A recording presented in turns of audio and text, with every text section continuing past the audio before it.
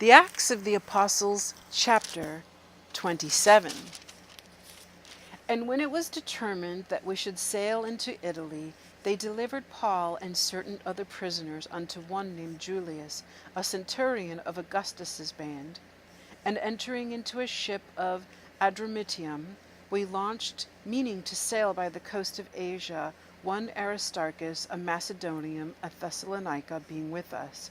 And the next day we touched at Sidon, and Julius courteously entreated Paul and gave him liberty to go unto his friends to refresh himself.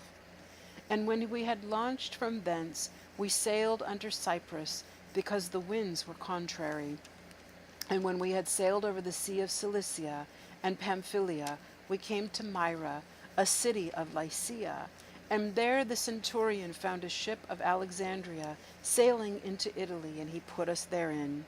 And when we had sailed slowly many days, and scarce were come over against Cnidus, the wind not suffering us, we sailed under Crete, over and against Salmone. And hardly passing it, came unto a place which is called the Fair Havens, nigh whereunto was the city of Lasea. Now when much time was spent, and when sailing was now dangerous, because the fast was now already past, Paul admonished them, and said unto them, Sirs, I perceive that this voyage will be with hurt and much damage, not only of the lading and ship, but also of our lives. Nevertheless, the centurion believed the master and the owner of the ship more than those things which were spoken by Paul.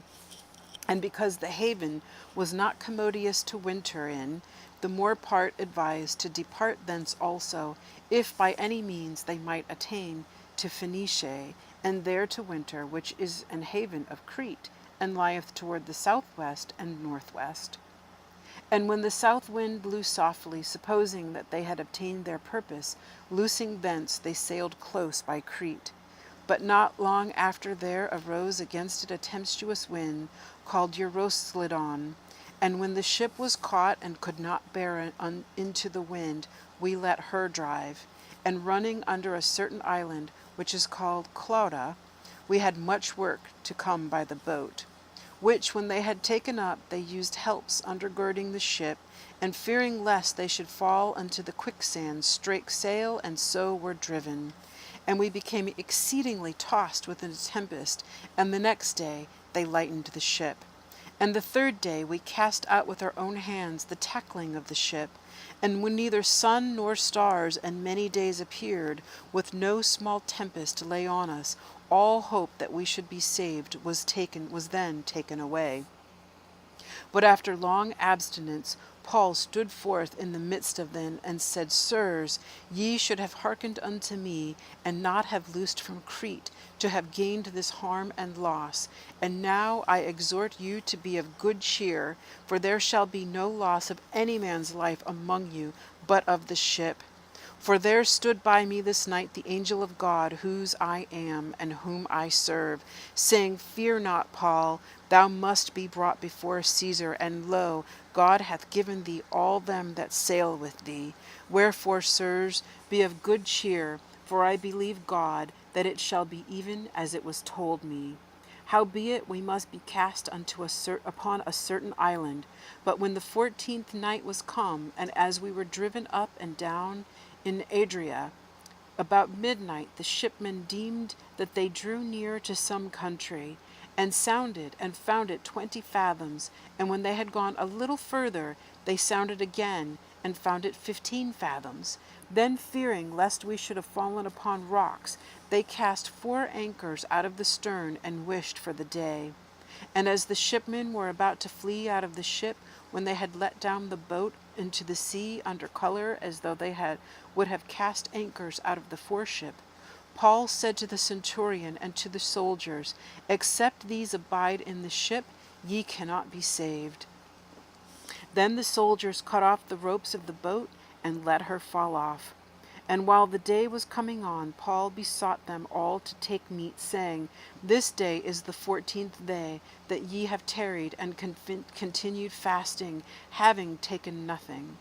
Wherefore I pray you to take some meat, for this is for your health, for there shall not an hair fall shall not an hair fall from the head of any of you. And when he had thus spoken, he took bread and gave thanks to God in presence of them all. And when he had broken it, he began to eat. Then were they all of good cheer, and they also took some meat. And we were in all in the ship 260 souls. And when they had eaten enough, they lightened the ship and cast out the wheat into the sea. And when it was day, they knew not the land, but they discovered a certain creek with a shore, into the which they were minded, if it were possible, to thrust in the ship. And when they had taken up the anchors, they committed themselves unto the sea, and loosed the rudder bands, and hoised up the mainsail to the wind, and made toward shore. And falling into a place where two seas met, they ran the ship aground, and the forepart struck fast and remained unmovable, but the hinder part was broken with the violence of the waves. And the soldiers' counsel was to kill the prisoners, lest any of them should swim out and escape. But the centurion, willing to save Paul, kept them from their purpose, and commanded that they which could swim should cast themselves first into the sea and get to land, and the rest, some on boards and some on broken pieces of the ship. And so it came to pass that they escaped all safe to land.